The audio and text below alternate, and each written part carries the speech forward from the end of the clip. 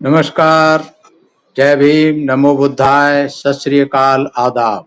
मैं वीरेंद्र सिंह और आप देख रहे हैं एसएम न्यूज। आज का विषय है भगवत गीता के बारे में। भगवत गीता क्या धर्म ग्रंथ है? इसके बारे में बाबा साहेब डॉक्टर अंबेडकर ने लिखा है कि भगवत गीता कोई ईश्वरीय वाणी नहीं है, इसलिए इसमें कोई संदेश नहीं है और इसमें संदेश की खोज करना व्यर्थ है। यदि भगवत गीता कोई ईश्वरी वाणी नहीं है तो फिर यह क्या है? मेरा उत्तर है कि भगवत गीता न तो धर्म ग्रंथ है और न ही दर्शन का ग्रंथ है। जी हाँ, आप देख रहे हैं क्रांति तथा प्रतिक्रांति सीरीज। जब भारत में बुद्ध धर्म का उदय हुआ तो एक सामाजिक और धार्मिक क्रांति हुई, लेकिन जब पुष्यमित्र शुंग ने राजा बना बृहद्रथ को मार करके, तो फिर प्रतिक्रांति के फलस्वरूप प्रतिक्रांति हुई और बुद्ध धर्म का पतन हुआ। जब बुद्ध धर्म का पतन हो गया तो तमाम सारे ब्राह्मणवाद की जब जीत हुई तो बहुत सारे ब्राह्मण साहित्य की रचना की गई, बहुत सारे काले कानून बनाए गए। इसी पर चर्चा चल रही है काफी दिनों से। पिछले एपिसोड मनुस्मृति के ऊपर था, आज हम बात करते हैं भगवत गीता पर बाबा साहेब डॉक्टर अंबेडकर ने क्या लिखा है। और जो मैं बात करूंगा, जो भी कर रहा हूं, ये बाबा साहब द्वारा लिखी गई, भारत सरकार द्वारा छापी गई ये किताब है, बाबा साहेब संपूर्ण वाङ्मय खंड 7 और क्रांति तथा प्रतिक्रांति। इस किताब के आधार पर बाबा साहब ने बहुत सारे विश्लेषण, साक्ष्यों और उदाहरणों के आधार पर ये चीजें सुनिश्चित की हैं। तो आज हम इस पे बात करेंगे जो बाबा साहब ने भगवत गीता पर निबंध लिखा था क्रांति प्रतिक्रांति के तहत। प्राचीन भारत के साहित्य में भगवत गीता का क्या स्थान है? क्या यह हिंदू धर्म का उसी प्रकार एक धर्म ग्रंथ है जिस प्रकार ईसाई धर्म की बाइबल है? हिंदू इसे अपना धर्म ग्रंथ मानते हैं। अगर यह धर्म ग्रंथ है तब यह वस्तुतः क्या शिक्षा देता है, यह किस सिद्धांत का प्रतिपादन करता है, इस विषय पर भिन्न भिन्न विद्वानों के बहुत भिन्न विचार हैं। ये बाबा साहब ने भिन्न भिन्न विद्वानों के विचार दिए हैं, जिसमें बॉटलिंग्स कहते हैं कि गीता में उच्च और सुंदर भाव तो है, लेकिन इसके साथ कुछ दुर्बल पक्ष भी है। यह दुर्बल पक्ष है परस्पर विरोधी उक्तियां, टीका, जगह जगह पर पुनरावृत्तियां, अतिशयोक्तियां, असंगतियां और नीरस उक्तियां हैं। हॉपकिंस कहते हैं कि भगवत गीता को उसकी महत्वपूर्णता और महत्वहीनता, तर्कपूर्णता और तर्कहीनता के कारण हिंदू साहित्य की एक विलक्षण कृति मानते हैं। आदिम दार्शनिक सिद्धांतों का अटपटा समुच्चय है। कोई और अपना व्यक्तिगत कहते हैं, अपना व्यक्त करते हैं। शब्दावली में और अर्थ में परस्पर विरोध के अनगिनत उदाहरण हैं जिनकी की पुनरावृत्ति के हैं इसमें होती है। यह सर्वेश्वरवादी कविता का वैष्णव संस्करण है। गार्वे लिखते हैं, इस कविता की समग्र प्रकृति, विन्यास और रचना की दृष्टि से मुस्तमय आस्तिक है। कृष्ण इसके एक इष्ट देव मानवीय रूप में उपस्थित हो अपने मत की व्याख्या करते हैं और अपने श्रोता को आदेश देते हैं कि वो अपने कर्तव्यों का पालन करने के साथ साथ उसमें भक्ति रखें। भिन्न भिन्न विद्वानों के मत हैं। गीता में ऐसे कई स्थल हैं, श्री तेलंग का कहना है कि जिनका एक दूसरे के साथ मेल बिठाना कठिन है और इसमें संगत बिठाने की कोई कोशिश भी नहीं की गई। इसमें उदाहरण दिया है कि एक श्लोक में लिखा है कि भक्त न केवल तपस्वी है बल्कि ज्ञानियों से श्रेष्ठ है, और उसके बाद कहते हैं कि शब्दों को तोड़ा मरोड़ा गया, मैं स्वीकार करने के पक्ष में नहीं हूं, बाबा साहब कहते हैं। दूसरी ओर अध्याय के व्यक्त में लिखा है कि भक्त की अपेक्षा ज्ञान श्रेष्ठ है। तो ये एक दूसरे श्लोकों में विरोधाभासी बातें लिखी गई हैं। बहुत सारे इसमें श्लोक के उदाहरण दिए गए हैं। इसमें मैं सब में नहीं जाना चाहता। इसमें विचारकों के उनके हैं जिनमें आधुनिक कहा जाता है। अगर हम पुराने रूढ़वादी पंडितों को विचार को पढ़े तब हमें भिन्न भिन्न मत मिलेंगे। एक मत यह है कि भगवत गीता किसी विशेष धार्मिक संप्रदाय का ग्रंथ नहीं है। इसमें मोक्ष प्राप्ति के 3 मार्गों का समान रूप से निर्वचन किया गया है। ये मार्ग हैं कर्म मार्ग, भक्ति मार्ग और ज्ञान मार्ग। ये कुछ पंडितों की धारणा है और इन पंडितों के दृष्टिकोण से नितांत भिन्न दृष्टिकोण शंकराचार्य का है, और उससे भी भिन्न जो आधुनिक तिलक साहब का है। तो दोनों ही सभी जो है एक दूसरे के भिन्न विचार करते हैं, और इसमें तिलक अन्य विद्वानों में से किसी विद्वान के दृष्टिकोण से सहमत नहीं है। वो अपना देते हैं, बेस दृष्टिकोण का खंडन करते हैं कि गीता में अनेक विसंगतियां हैं। वे पंडितों से भी सहमत नहीं है। वे भगवत में उत्था को गीत के 3 मार्गों को उचित नहीं मानते। शंकराचार्य के समान उनका अभिमत है कि भगवत गीता निश्चित सिद्धांत के बारे में उपदेश देती है, परंतु उनका मत शंकराचार्य से भी भिन्न है।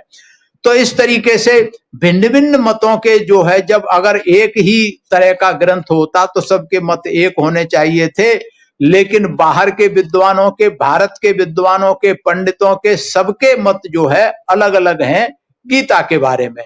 तो आखिर ऐसा क्यों है? गीता में जो कुछ कहा गया है उसके बारे में इतने भिन्न मतों का होना केवल आश्चर्य की बात नहीं है। कोई भी व्यक्ति पूछ सकता है कि विद्वानों में इतना मतभेद क्यों है। इस प्रश्न के उत्तर में बाबा साहब कहते हैं कि मेरा निवेदन है कि विद्वानों ने ऐसे लक्ष्य की खोज की है जो मिथ्या है, झूठ है। वे इस अनुमान पर भगवत गीता के संदेश की खोज करते हैं कि कुरान, बाइबल अथवा धम्मपद के समान गीता भी किसी धार्मिक सिद्धांत का प्रतिपादन करती है। मेरे मतानुसार यह अनुमान ही मिथ्या है। बाबा साहब डॉक्टर अंबेडकर लिखते हैं कि जो लोग पढ़ते रहे हैं, रिसर्च करते रहे, वो ये सोच के करते रहे इसमें कुछ मिलेगा। बाबा साहब कहते हैं कि ये अनुमान ही मिथ्या है, ये झूठ है। भगवत गीता कोई ईश्वरी वाणी नहीं है, इसमें कोई संदेश नहीं है, और इसमें किसी संदेश की खोज करना व्यर्थ है। निसंदेह ये प्रश्न पूछा जा सकता है, यदि भगवत गीता ईश्वरी वाणी नहीं है तो फिर क्या है? बाबा साहब कहते हैं कि मेरा उत्तर है कि भगवत गीता न तो धर्म ग्रंथ है और न ही यह दर्शन का ग्रंथ है। यह वस्तुतः दोनों में से एक भी नहीं है। इस ग्रंथ में दर्शन का प्रयोग धर्म की पुष्टि के लिए किया गया है। मेरे प्रतिद्वंदी केवल यह राय बताने से संतुष्ट नहीं होंगे, वे इस बात पर बल देंगे कि मैं अपनी स्थापना को विशिष्ट तथ्यों के संदर्भ देकर सिद्ध करूं। तो बाबा साहब ने इसके बारे में बहुत सारे तथ्य इसमें दिए हैं जो कि गीता में से खुद बाबा साहब ने लिखी है। बाबा साहब कहते हैं कि भगवत गीता का अध्ययन करने पर सबसे पहली बात तो जो हमें मिलती है वह है कि इसमें युद्ध को संगत ठहराया गया है। मतलब लड़ाई जो कौरवों और पांडवों के बीच जो लड़ाई जो नहीं अर्जुन लड़ने को तैयार था, वो लड़ाई करवा के उसको तर्क संगत ठहराया गया है। स्वयं अर्जुन ने युद्ध तथा संपत्ति के लिए लोगों की हत्या करने का विरोध किया। कृष्ण ने युद्ध तथा युद्ध में हत्याओं की दार्शनिक आधार पर पुष्टि की। युद्ध की दार्शनिक पुष्टि तर्क की 2 कसौटियों पर आधारित है। पहला तर्क यह है कि संसार नश्वर है तथा मनुष्य मृत्युधर्मी है। वस्तुओं का अंत होना निश्चित है, मनुष्य की मृत्यु भी निश्चित है। ये युद्ध के लिए दर्शन दिया श्री कृष्ण महोदय ने गीता में। दूसरा तर्क प्रस्तुत करते हैं कि युद्ध की आवश्यकता को सिद्ध किया गया है और यह सोचना भ्रम है कि शरीर और आत्मा एक हैं। वे अलग अलग हैं। वे केवल स्पष्ट रूप से अलग अलग ही नहीं है, परंतु वे दोनों अलग अलग इसीलिए है कि शरीर नश्वर है जबकि आत्मा अमर और अविनाशी है। इसीलिए युद्ध के लिए वो प्रेरित करते हैं कि ये शरीर तो मरणशील है, मरी जाएगा, आत्मा अजर अमर है, वो नहीं मरती। चूंकि आत्मा की कभी नहीं मरती, अतः व्यक्ति की हत्या होने से उस पर कोई प्रभाव नहीं पड़ता। इसलिए युद्ध और हत्या जनित पश्चाताप तथा संकोच नहीं करना, यही भगवत गीता का तर्क है। अब आप सोच सकते हैं, जो ग्रंथ जो धर्म ग्रंथ या जो पुस्तक, धार्मिक पुस्तक युद्ध करने की सलाह देती है, युद्ध करने को धर्म संकट मानती है, धार्मिक मानती है, वो धार्मिक ग्रंथ कैसे हो सकता है? आगे बाबा साहब कहते हैं, एक अन्य सिद्धांत जिसे भगवत गीता में प्रस्तुत किया गया है वह है चातुर्वर्ण की दार्शनिक पुष्टि। चातुर्वर्ण की पुष्टि की है, उसको सही जायज माना है। निसंदेह भगवत गीता में बताया गया है चातुर्वर्ण ईश्वर का सृजन है और इसलिए यह अति पवित्र है। परंतु गीता में इस कारण वैध नहीं बताया गया है, इसका कारण वैध नहीं बताया गया। इसी के लिए दार्शनिक आधार प्रस्तुत किया गया है तथा उसे मनुष्य के स्वाभाविक और जन्मजात गुणों से जोड़ दिया गया। भगवत गीता में कहा गया है पुरुष के वर्ण का निर्धारण मनमाने ढंग से नहीं हो सकता। भगवत गीता में तीसरा सिद्धांत कर्म योग की दार्शनिक पृष्ठभूमि में बताकर प्रस्तुत किया गया है। गीता के अनुसार कर्म मार्ग का अर्थ है मोक्ष के लिए यज्ञ आदि संपन्न करना। मतलब जो कर्म किया गया है केवल यज्ञ वगैरह करना, यही इसी कर्म को माना गया है। आगे बाबा साहब कहते हैं यदि व्यक्ति स्थिति प्रज्ञ अर्थात संयत बुद्ध हो जाए, अंधविश्वास को समाप्त करना है तो फिर कर्म कांड करना कोई गलत बात नहीं है। दूसरा दोष यह है कि कर्म कांड के पीछे लोग स्वार्थ निहित था और यही स्वार्थ कर्म प्रवादन के लिए प्रेरणा रहा। इस दोष के निवारण के लिए गीता में अनासक्ति के लिए कहा गया है कि कर्म के फल की इच्छा किए बिना कर्म के संपादन का सिद्धांत प्रतिपादित किया गया, जो भी तार्किक रूप से या नैतिक रूप से सही नहीं है।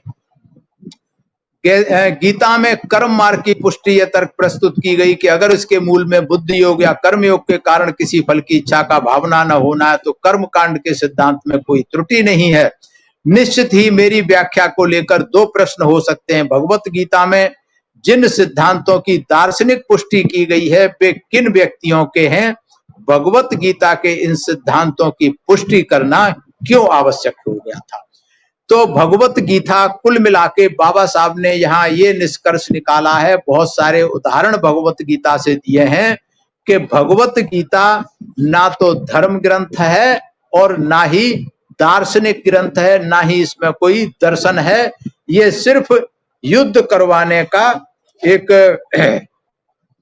तरीका है कि किस तरीके से युद्ध को करवाया जाए, जो कि अर्जुन युद्ध करने के लिए तैयार नहीं था। भगवत गीता पर चर्चा जारी रहेगी। आगे ये क्यों लिखी गई भगवत गीता, आज तो बात हुई कि क्या है, लेकिन ये भगवत गीता क्यों लिखी गई, क्या इसका सिद्धांत था, कल हम इस पर चर्चा करेंगे कि भगवत गीता क्यों लिखी गई, इसका मुख्य कारण क्या था लिखने का। कल हम इस पर चर्चा करेंगे। आपको अगर ये सीरीज पसंद आ रही है क्रांति तथा प्रतिक्रांति, तो आप SM न्यूज की प्लेलिस्ट में जाकर के इसके सारे एपिसोड देख सकते हैं और आप अपनी प्रतिक्रिया हमें अवश्य भेजें। इसे ज्यादा से ज्यादा शेयर करें और लाइक करें और कमेंट्स के द्वारा आप हमें अपनी प्रतिक्रिया भेजें। आज बस इतना ही। अगर आपको सीरीज पसंद आ रही है तो देखते रहिए क्रांति प्रतिक्रांति प्रतिदिन सुबह 6 बजे SM न्यूज पर। सभी को मेरा आभार, सभी मेरा प्रणाम स्वीकार करें।